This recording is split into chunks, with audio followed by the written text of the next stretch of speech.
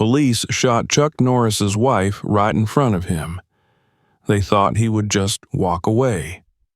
But what Chuck did changed everything. Watch until the end. Subscribe and write in the comments where you're watching this video from. The Texas evening was soft in its heat, the sun sinking low beyond the faded roofs, painting the edges of the clouds in a dusty pink that promised a quiet night. In the open windows of the Norris home, cicadas sang their relentless song, their sharp rhythm mixing with the gentle hush of the ceiling fan above the small kitchen where Chuck Norris sat across from Gina O'Kelly. She was smiling at him, her hands wrapped around a steaming mug of chamomile tea, a small tremor in her fingers barely noticeable to anyone else. But Chuck saw it. He always saw it. They had spent the day at a women's shelter just outside of Dallas, delivering boxes of supplies and spending hours talking to the women who found temporary safety there. Gina loved that place, loved the quiet resilience of the women, the small victories that others would overlook. Even with the ache in her joints and the constant quiet pain that arthritis delivered to her body every day, she insisted on going. Chuck admired that about her, the way she could hold a stranger's hand and make them feel seen, even on days she could barely get out of bed herself. She was talking about a fundraiser they wanted to set up for the shelter, her voice filled with hope, her green eyes bright under the kitchen light when she reached for his hand. Chuck's large, calloused hand closed around hers, warm and steady, grounding her as she spoke. He nodded as she talked, letting her words wash over him while he memorized the lines of her face, the soft curls of hair that had slipped loose to frame her cheeks, the tiny lines at the edges of her eyes that deepened when she smiled. Moments like this felt timeless, and Chuck let himself believe for a moment that they could last forever. But time never worked that way, and neither did life. They needed some medicine before the night settled in, some of the prescriptions Gina used to manage the pain that would otherwise steal her sleep. Chuck offered to go, but Gina shook her head, telling him to let her do it this time, insisting that she needed the drive, the quiet alone, the music in the car to clear her head. She promised she'd be back before he could even heat up the leftovers for dinner, pressing a kiss to his cheek before she grabbed her bag and slipped out into the warm, fading light. Chuck watched from the porch as she backed out of the driveway, her small hand lifting in a wave before she turned the corner. The air smelled like dust and heat, the remnants of the day holding onto the cracked pavement. Chuck went back inside, washed the dishes, and started a pot of coffee, letting the familiar tasks calm the restless edge he always felt when Gina was out alone, even for small errands. Gina drove with the windows half down, the warm wind brushing against her face as she turned onto the main road toward the small gas station that also housed a pharmacy. She played an old country playlist, the songs reminding her of when she and Chuck had first met. The simplicity of those days before pain became a constant shadow in her life. She glanced at the passenger seat, at the envelope of coupons she kept forgetting to use, at the small reusable bag for her medicine, and allowed herself to smile. When she pulled into the gas station, the lights of the neon sign flickered in the approaching dusk, a buzzing green hum that made the place look tired and forgotten. It was a small, locally owned stop, the kind of place where the cashier knew everyone's name, where the floors smelled like old mop water, and the coffee machine clicked steadily in the corner. Gina didn't mind. It was quiet here, familiar in its smallness, a reminder that not everything in the world was harsh and fast. She parked near the front, stepping out slowly, careful with her knees as they complained softly with the movement. She could feel the stiffness in her hips from the long day, but she ignored it, adjusting her cardigan and smoothing down her shirt as she made her way inside. She offered a polite smile to the cashier, an older man with thick glasses who greeted her by name, and she picked up a bottle of water and a small snack, knowing Chuck would fuss at her for skipping dinner. As she waited for her prescription to be filled, Gina stepped back outside to the cooling air, leaning lightly against her car as she let the breeze wash over her. It was then that the squad car pulled into the lot, the sharp screech of tires on asphalt breaking the gentle rhythm of the evening. 2 officers stepped out, their uniforms crisp in the fading light, their radios crackling with static as they approached the entrance of the store.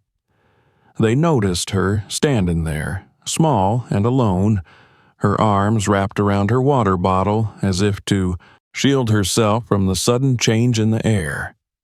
Their eyes flicked over her, calculating and cold, and one of them smirked as he nudged the other, saying something that made the other officer chuckle. Gina felt the unease creep up her spine, but she forced herself to stand straight, to meet their gaze with the quiet confidence she had learned from years of refusing to be made small. The taller officer, his badge reading Bradley Campbell, stepped closer, his shadow falling over her as he asked to see her ID. There was no reason for it, no probable cause, but Gina had learned long ago that sometimes the best way to stay safe was to comply, to keep her voice calm and her hands visible. She handed over her driver's license, explaining that she was just picking up her prescription and would be leaving shortly. Officer Campbell flipped the ID over in his hand, squinting at it as if it offended him, while the other officer, Lucas Price, circled around to the other side of her, close enough that she could smell the sharp scent of his cologne and the sweat of a long day on the street. They laughed between themselves, making comments about her last name, asking if she was really married to Chuck Norris, the man from the movies, the tough guy from TV. Gina nodded softly, trying to reach for her bag to show her prescription slip, but Officer Price stepped on the strap, pinning it to the ground, forcing her to stop. Their laughter turned into thinly veiled insults, questioning why someone like her would be here alone, making remarks about rich people slumming it, and playing hero.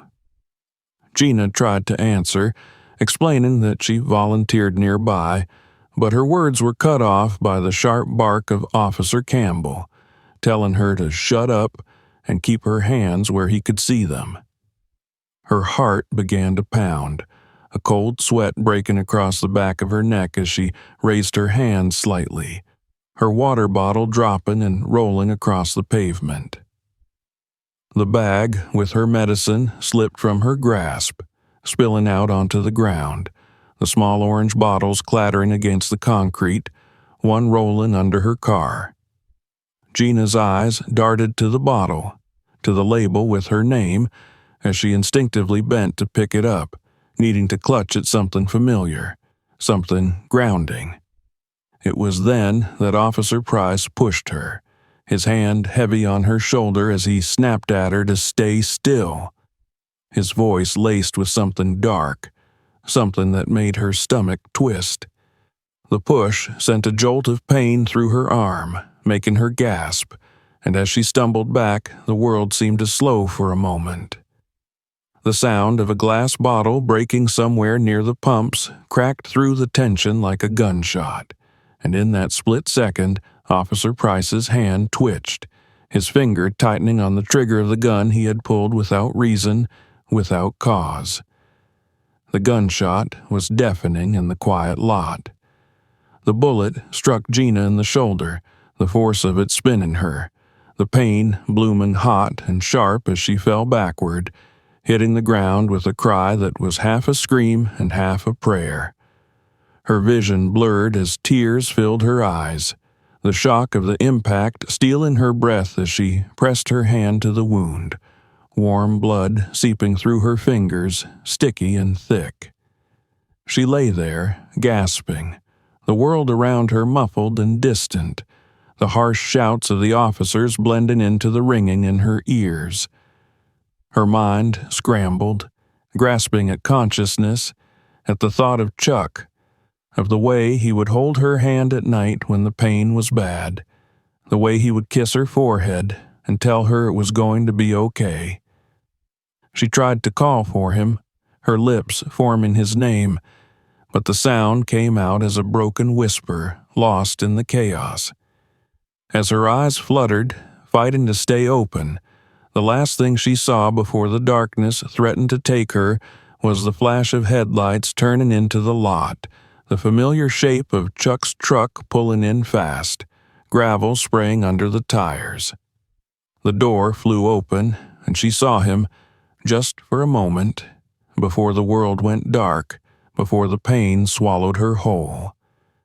And in that darkness, with the blood warm on her hands and the sound of Chuck's voice shouting her name somewhere far away, Gina felt a single, fleeting thought pass through her mind like a whisper. Not like this. Not like this. The headlights cut through the dusk like a blade, carving a path of harsh white light across the cracked pavement as Chuck swung his truck into the lot, the brakes screaming under the force of his foot. He barely registered the two patrol cars, the idle flashing of their lights a false promise of safety, as he leapt from the cab, his boots striking the ground with a force that sent a jolt up his spine. His eyes found her immediately, lying there on the concrete, her pale cardigan soaked in a dark stain that spread outward like an accusation against the world. He did not feel the pain in his knees as they slammed against the ground beside her. All he felt was the heat of her blood on his hands as he pressed them over the wound, the slick warmth seeping between his fingers, refusing to stop, refusing to slow. Gina's eyes were fluttering, barely open, her breath a thin, whistling rasp that made every second feel like a lifetime. Her lips moved, forming his name, but the sound was a ghost, a whisper lost under the wail of sirens and the shouting voices that surrounded them. "Stay with me, baby," he said, though the words came out rough, a command, a plea, a prayer, all in one.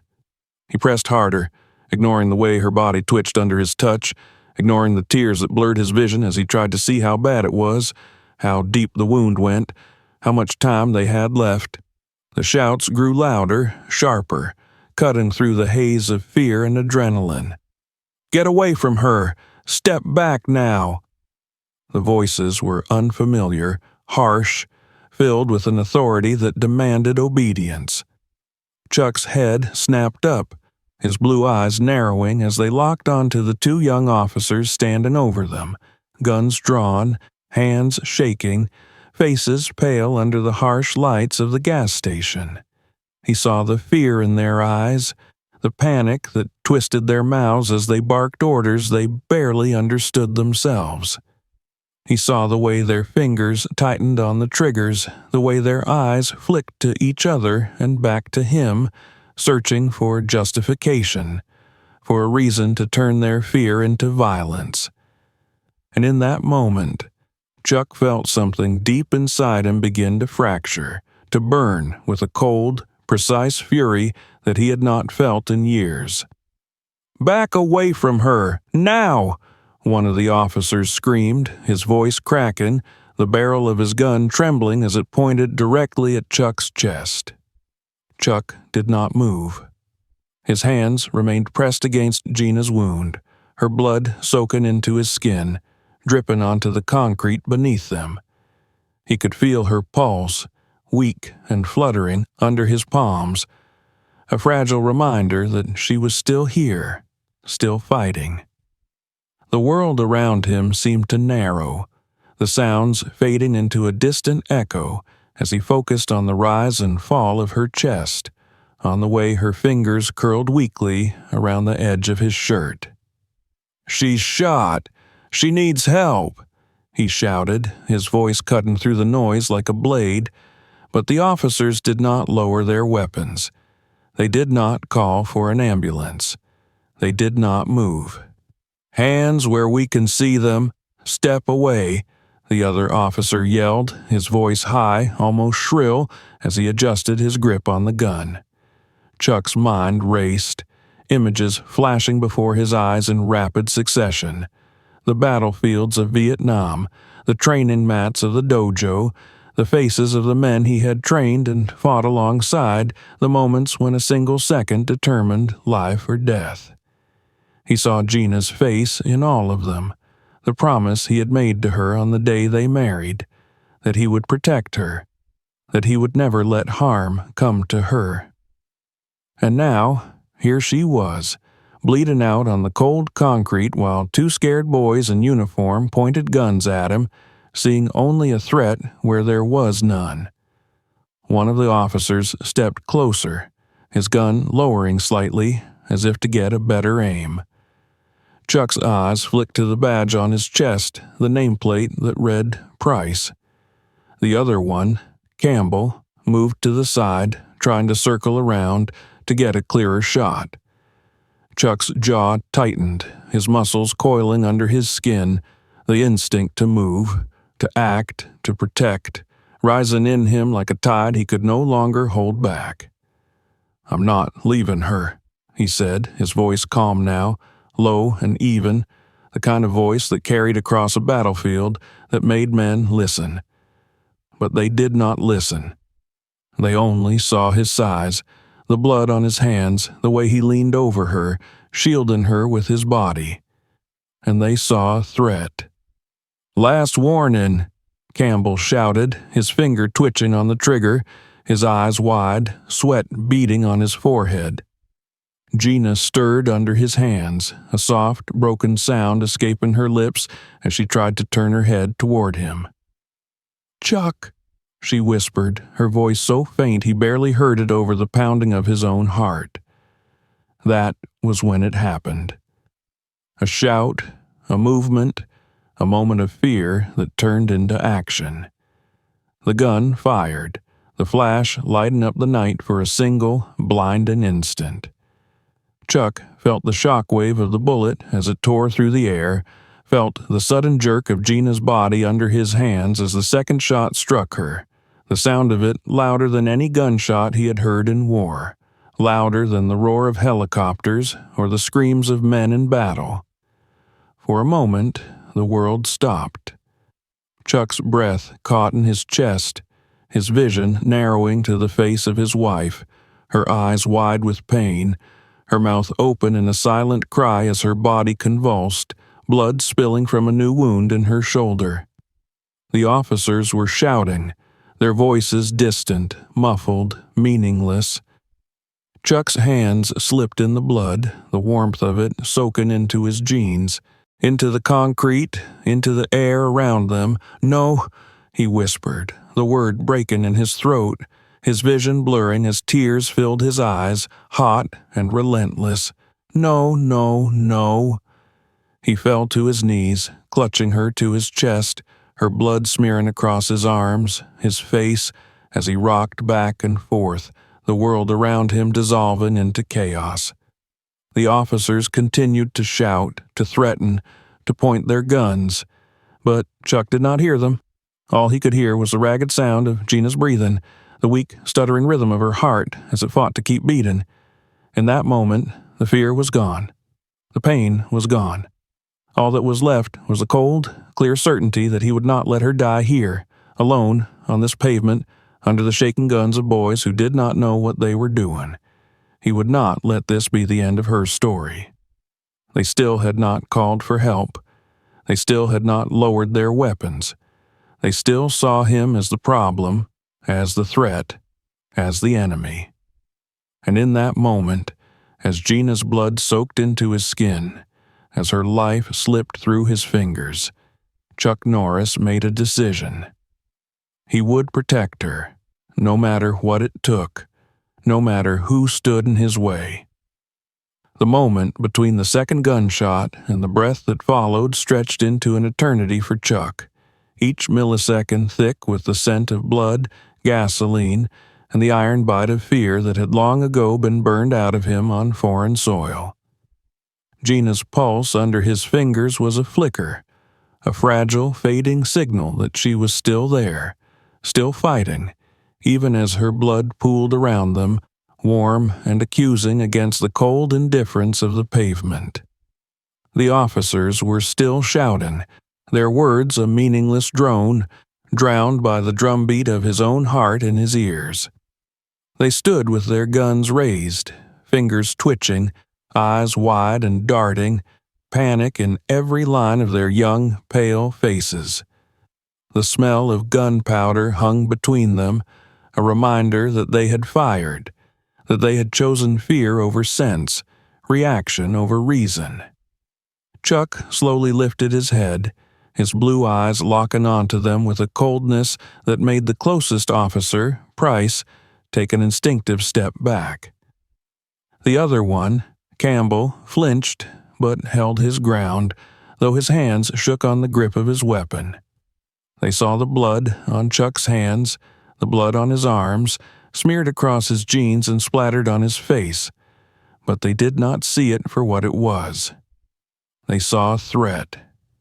They saw a big man, a strong man, a man who did not cower under their guns, and that was all it took for them to tighten their grips, to steel themselves for what they believed was necessary. But they had no idea who they were standing in front of. Chuck felt the shift inside him, the slow, steady settling of something ancient and practiced, the part of him that had been honed under the harsh sun of boot camps, on the cold mats of dojos, in the suffocating jungles of Vietnam. The part of him that measured breath in heartbeats and time in the twitch of an enemy's fingers.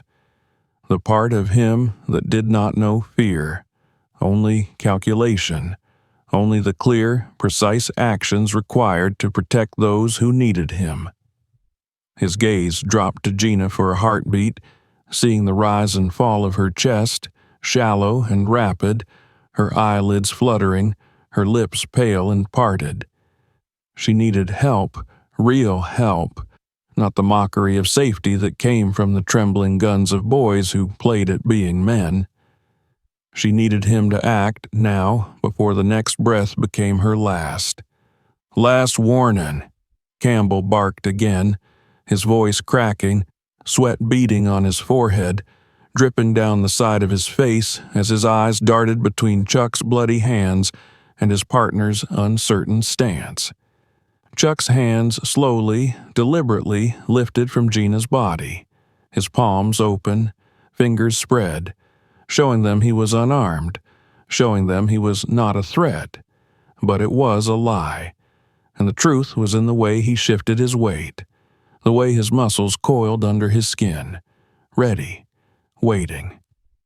His eyes never left theirs, his breathing slow and controlled, his mind already running through the sequence of movements required, the angles, the distances, the weaknesses in their stances.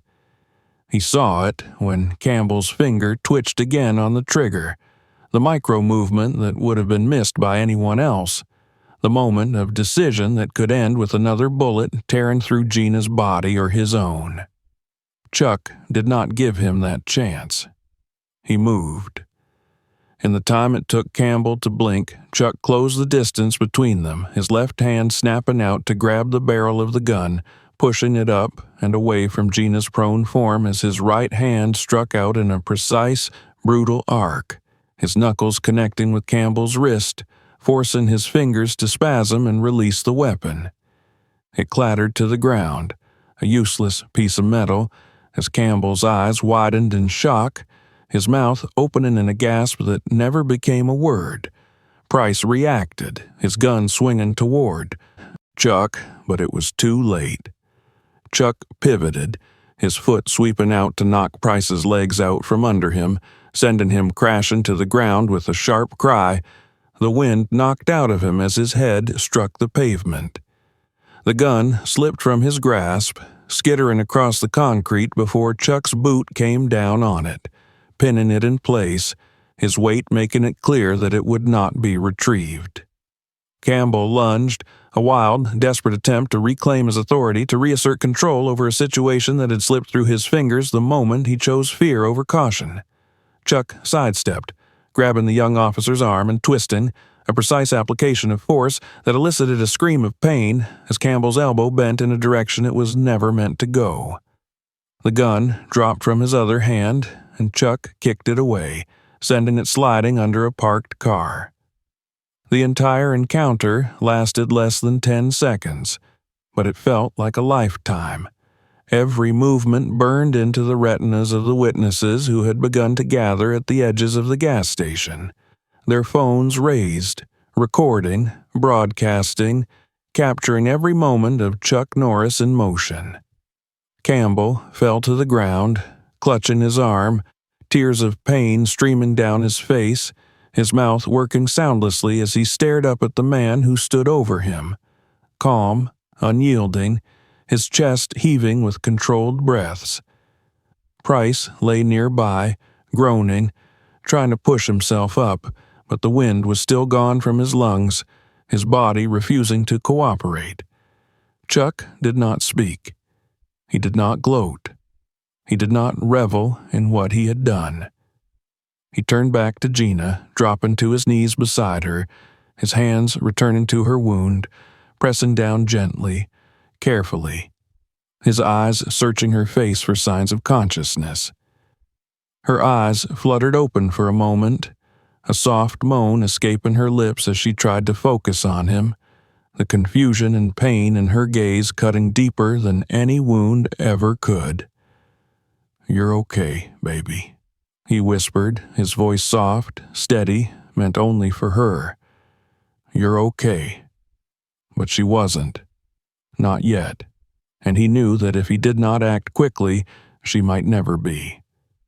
Chuck reached for her phone, his blood-slick fingers scrolling through the contacts until he found the emergency number, dialing it with a precision that belied the chaos around them. His voice was calm, measured as he spoke to the dispatcher, giving them the location, the condition of the victim, the need for immediate medical assistance.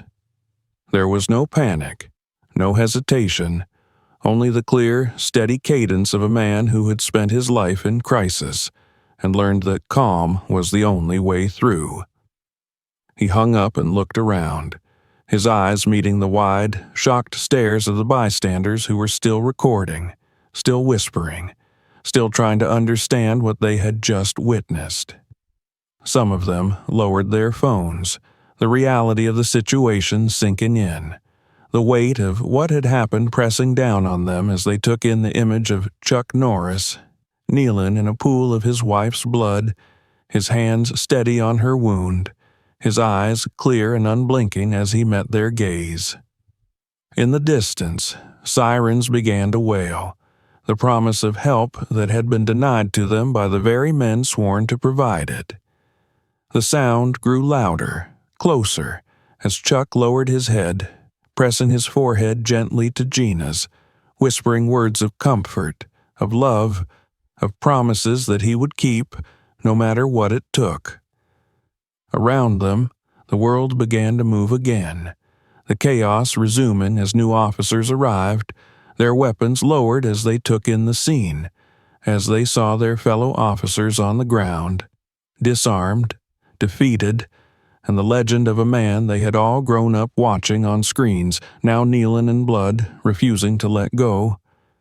They did not know yet what had happened, did not know yet what it meant, but they would learn. They would all learn, because Chuck Norris was not a man to let this go. Not now. Not ever. The emergency room was cold, bright, and smelled of antiseptic and stale coffee. The lights hummed overhead, a relentless, sterile glow that washed the color from everything, turning blood to rust and skin to wax. Chuck sat in one of the hard plastic chairs in the hallway, his elbows resting on his knees, his hands still stained with Gina's blood, dried in dark streaks that cracked when he flexed his fingers.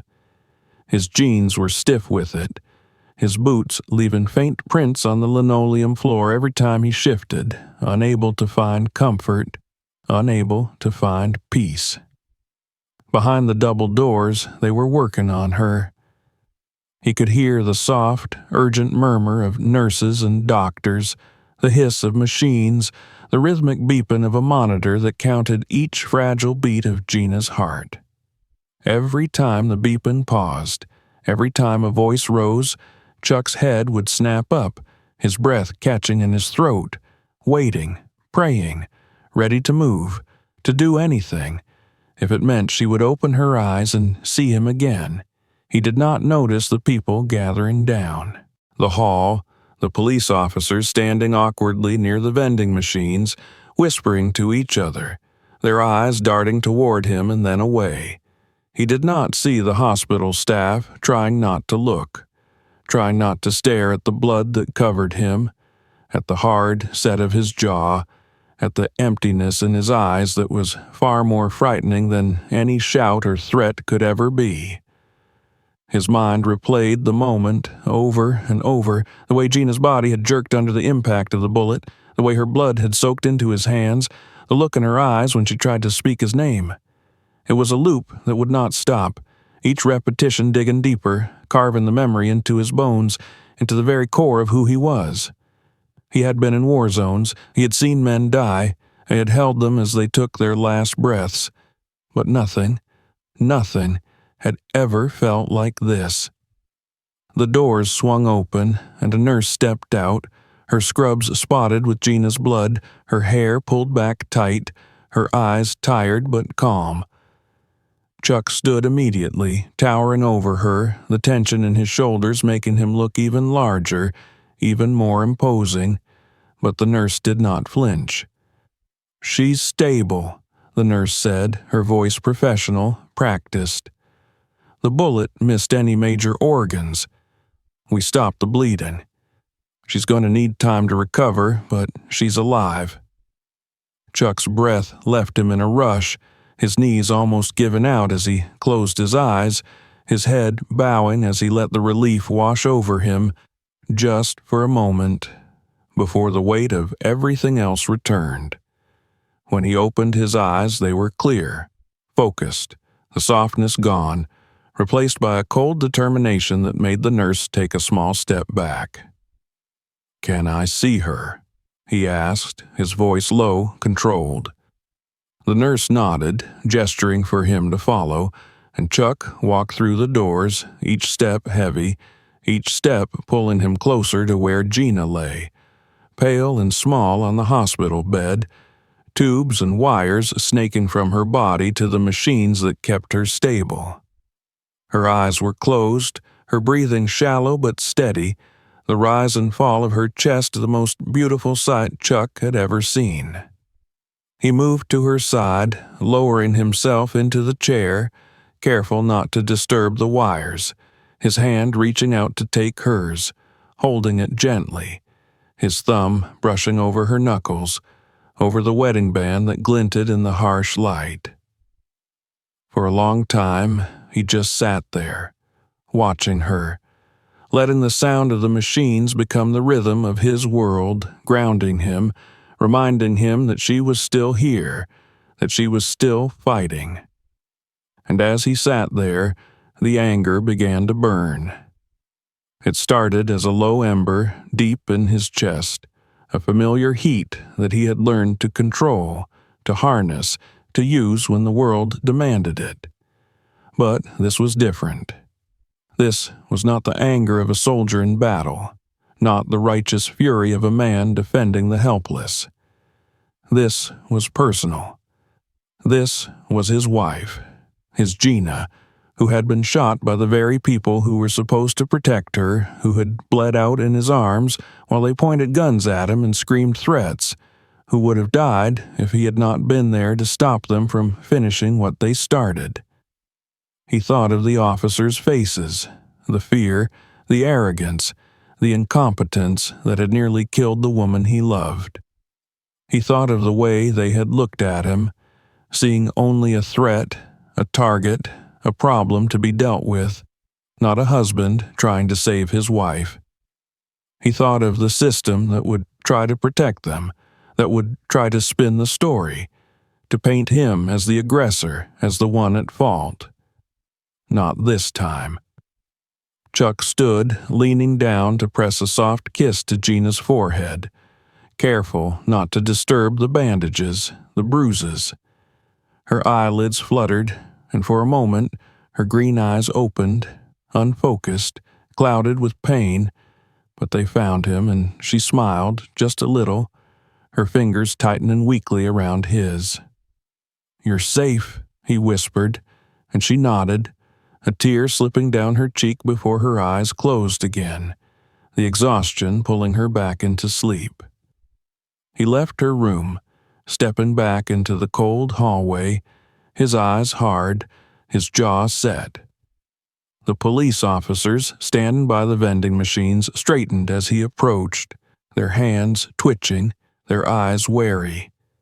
Chuck ignored them, pulling out his phone, scrolling through the contacts until he found the number he needed. It was not a lawyer he called. It was not a friend.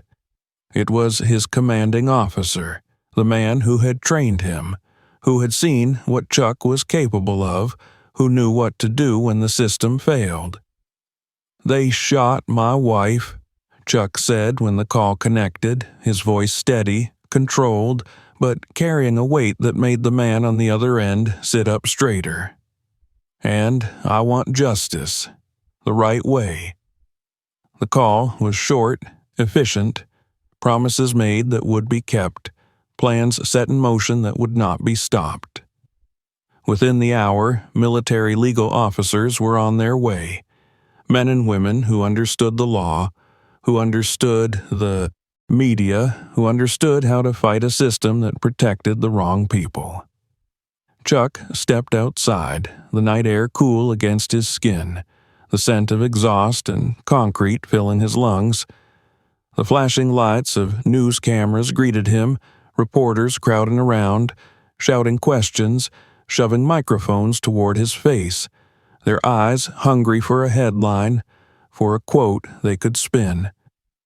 He looked at them, silent for a moment, letting them see the blood still on his hands, the exhaustion in his eyes, the fury that simmered beneath the surface. Then he spoke. "My wife was shot by officers who were supposed to protect her," he said, his voice carrying across the crowd, silencing the whispers, commanding the moment. "I will not let this be buried. I will not let them hide behind badges and lies. She deserves better. We all do." The cameras flashed, the microphones pushed closer, but Chuck was done. He turned and walked back inside, back to Gina, back to the only thing that mattered, as the world outside erupted. The story spreading like wildfire, the image of Chuck Norris, covered in blood, standing against a system that had failed him, becoming a symbol, a rallying cry for those who had been hurt, who had been silenced, who had been told they were nothing. And in that moment, the world began to change. The courthouse steps were cold under Chuck's boots as he stood there, the morning wind cutting through the rows of people gathered on either side of the walkway, their eyes fixed on him, their voices hushed with the weight of the moment. Cameras clicked, microphones angled toward him, catching every breath, every movement, as he took Gina's hand and helped her down from the transport van, her steps slow, careful, but steady. Gina wore a soft blue blouse that draped over the bandages hidden beneath, her hair pulled back to reveal the pale lines of her face, the bruises that had faded to yellow and green along her jaw and neck. She moved with the careful determination of someone who had come close to losing everything and refused to let fear take what was left. Her hand gripped his as they moved forward, and he felt the strength in her fingers, the silent promise that whatever came next, they would face it together. They entered the courthouse, the marble floors echoing with each step, the walls lined with portraits of judges and plaques of donors, the air thick with the scent of old paper and coffee. People turned to watch them pass, some with sympathy, some with curiosity, some with fear, as if the presence of Chuck Norris, standing tall and unyielding, brought with it the weight of justice that had long been missing from these halls. The courtroom was packed, every seat filled with reporters, activists, veterans, and ordinary citizens who had come to see what would happen when the system was forced to look into its own reflection and reckon with what it saw. At the front, the judge sat high above, his robes dark against the pale wood, his eyes sharp as they followed Chuck and Gina to their seats, noting the way Chuck moved, the way he held Gina's hand, the way he scanned the room, taking in every detail with the precision of a man who had spent a lifetime preparing for battle. Across the aisle, the officers sat with their lawyers, their uniforms replaced with suits that did nothing to hide the tension in their bodies, the way their hands fidgeted, the way their eyes refused to meet Chuck's. Officer Price's arm was in a sling, his face pale, his lips pressed into a thin line. Officer Campbell's wrist was wrapped in a brace, his eyes darting around the room, never settling, never resting. The prosecutor stood, her voice clear and steady as she began to lay out the case, the evidence presented with calm precision, the video footage from the gas station, the witness testimonies, the body cam recordings that had captured the screams, the shots, the chaos. The jury watched, their faces a mix of horror and disbelief as they saw the moments that had changed everything, the moments when fear and incompetence had turned into violence, when the protectors had become the threat. When it was time for Gina to testify, the courtroom fell silent as she stood, her hand trembling slightly on the rail as she was sworn in. Chuck watched her, his heart pounding, his breath caught in his throat as she walked to the stand, every step a victory, every step a defiance of the pain that still lingered in her body. She spoke softly, her voice steady, her words painting the picture of that night. The laughter of the officers, the insults, the fear that had gripped her as they pushed her, as they drew their weapons, as they fired. Her eyes filled with tears as she described the moment the bullet tore into her, the way the world had gone cold, the way she had called for Chuck, knowing that if he was there, she would be safe. When she finished, there was a moment of silence so deep that it pressed against the walls of the room, the weight of her words hanging in the air like a judgment no one could escape. Chuck stood as she returned to her seat, taking her hand, squeezing it gently, letting her know that she had done what needed to be done, that she had been heard. Then it was his turn. Chuck stood at the witness stand, his shoulders straight, his uniform dark against the pale wood, the medals on his chest glinting under the lights. The room seemed to shrink as he spoke, his voice calm, measured, the voice of a man who had faced fear and refused to bow to it. He spoke of the promises he had made, of the life he had built with Gina, of the moment he saw her lying on the ground, bleeding, calling for him. He spoke of the way the officers had pointed their guns, had shouted, had fired without thought, without care, without the responsibility their badges demanded. His words cut through the room like a blade, leaving silence in their wake, leaving the jury with the truth, raw and undeniable. "I've led operations in enemy territory," Chuck said, his eyes meeting each member of the jury one by one, holding their gaze, letting them see the truth in his eyes. "I've stared down men with machine guns, but I've never been more afraid than when 2 American officers pointed weapons at me while I was holding my bleeding wife because they thought I looked dangerous." There was a gasp in the room, a soft sob from somewhere in the back, the quiet rustle of people shifting in their seats as the weight of his words settled over them. The judge's eyes were unreadable, but his jaw was tight, his hands clenched on the bench. The defense tried to argue fear, tried to argue confusion, tried to paint a picture of chaos and rapid escalation, but the videos, the testimonies, the facts made their words hollow, made their arguments collapse under the weight of reality. When the jury retired to deliberate, the room emptied into the hallways, the tension thick, the air filled with whispers and the soft buzz of reporters speaking into cameras. Chuck and Gina sat together, their hands intertwined, their eyes fixed on each other, the world around them fading as they waited for the decision that would shape the rest of their lives. 8 hours later, the jury returned. The room fell silent as the foreman stood, the papers in his hands trembling slightly as he read the verdict. Guilty. Both officers guilty of excessive force, guilty of misconduct, guilty of the violence they had unleashed. Officer Campbell lost his badge permanently. Officer Price was suspended indefinitely and placed under federal investigation. Their faces were pale, their eyes wide, their bodies slumping as the reality of what they had done settled in, as the truth of their actions became something they could no longer deny or hide behind. But that was not the end. 2 months later, Georgia passed the Raines Law, requiring all responding officers to render medical aid before engaging force, mandating immediate review of racial bias complaints by a third-party civilian board, and ensuring that no one would ever again bleed out on the pavement while help was withheld by those sworn to give it. Chuck and Gina stood together at the press conference announcing the new law, their hands intertwined, their faces calm, determined. Gina spoke, her voice soft but clear, each word carrying across the crowd, across the cameras, across the country.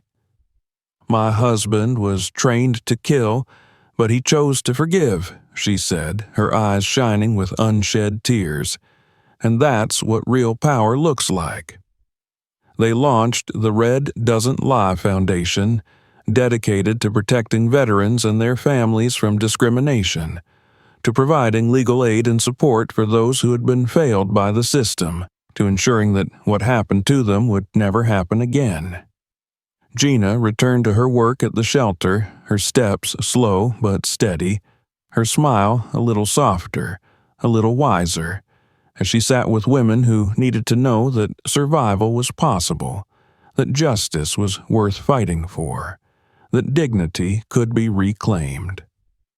Chuck continued his training, continued his work, continued to live the promise he had made to her, to himself, to the world, that he would protect, that he would defend, that he would fight, not with anger, but with purpose, with integrity, with unshakable resolve.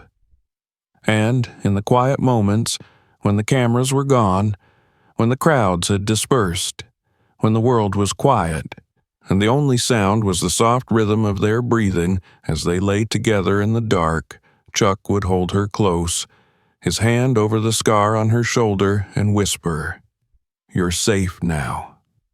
Because they were, because together they had changed the world. If this story moved you, don't forget to subscribe for more. Check out our other stories you don't want to miss, and share this video with someone who needs to see it.